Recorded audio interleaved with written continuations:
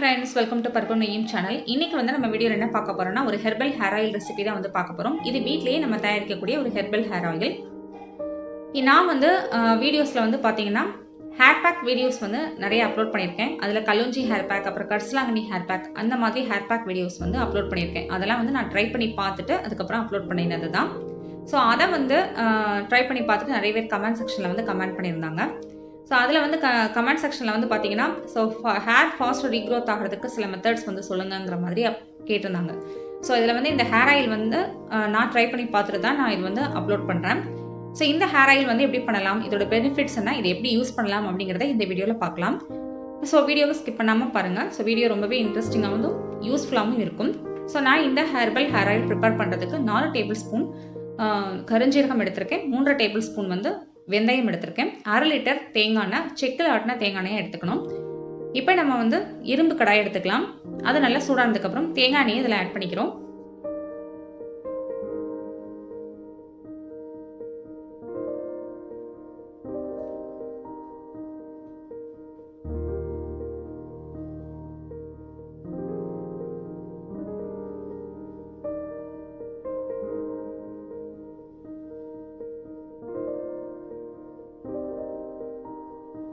இப்போ இந்த hair oil செய்யறதுக்கு இந்த கருஞ்சீரகம் வெந்தயத்தோட சேர்த்து நம்ம ஒரு கைப்பிடி அளவு கருவேப்பிலை எடுத்துக்கலாம். இதோட உங்களுக்கு மருதாணி இலை அவைலபிளா இருந்துச்சுன்னா மருதாணி இலையும் ஒரு கைப்பிடி அளவு எடுத்துக்கலாம். நான் இந்த ஹேர் ஆயில் செய்யறதுக்கு முன்னாடி மருதாணி ஹேர் ஆயில் வந்து செஞ்சு வச்சிருந்தேன். ஸோ அதனால இந்த ஆயிலை மிக்ஸ் பண்ணிக்கலாம் அப்படின்னு சொல்லிட்டு நான் விட்டுட்டேன். ஸோ இதுதான் அந்த மருதாணி ஹேர் ஆயில். ஸோ நான் வந்து மந்த்லி ஒன்ஸ் இப்போ 1/2 லிட்டர் நம்ம என்ன யூஸ் பண்றோம் அப்படின்னா ஏதாவது நம்மள்கிட்ட கிடைக்கக்கூடிய ஏதாவது ஒரு ஹெர்ப்ஸ் வச்சு அந்த ஆயில் ப்ரிப்பரேஷன் வந்து பண்ணிக்குவேன். ஸோ இப்போ எண்ணெய் நல்லா காஞ்சதுக்கு அப்புறம் இந்த கருஞ்சீரகத்தையும் வெந்தயத்தையும் நான் வந்து முழுசாக தான் வந்து அதில் ஆட் பண்ணியிருக்கேன்.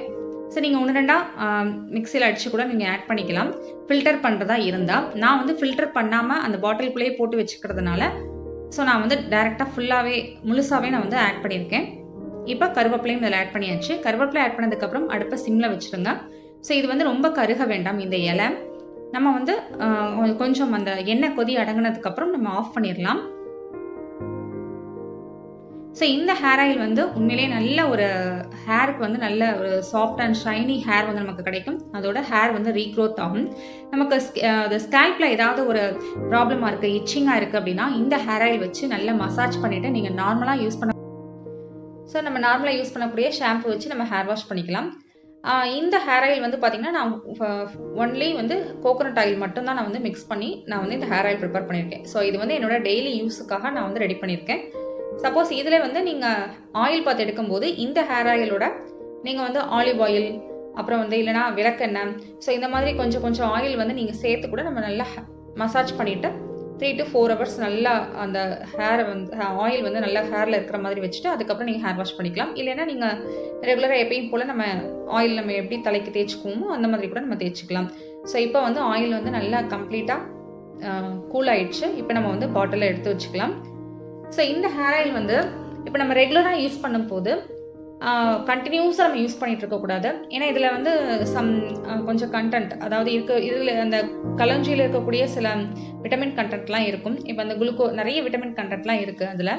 அதில் வந்து குளுக்கோசைட்ஸ் அப்படிங்கிற கண்டென்ட் இருக்கிறதுனால நம்ம வந்து ஒரு 2 to 3 months வந்து கண்டினியூஸாக யூஸ் பண்ணிட்டு அதுக்கடுத்து ஒரு 1 or 2 months வந்து விட்டுட்டு அதுக்கப்புறம் திருப்பி நம்ம இந்த ஹேர் ஆயில் வந்து ஸ்டார்ட் பண்ணிக்கலாம்.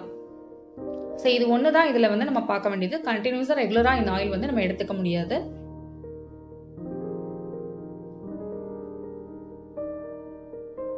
ஸோ இப்போ வீட்லேயே வந்து kalonji ஹேர் ஆயில் வந்து நம்ம ரெடி பண்ணிட்டோம்.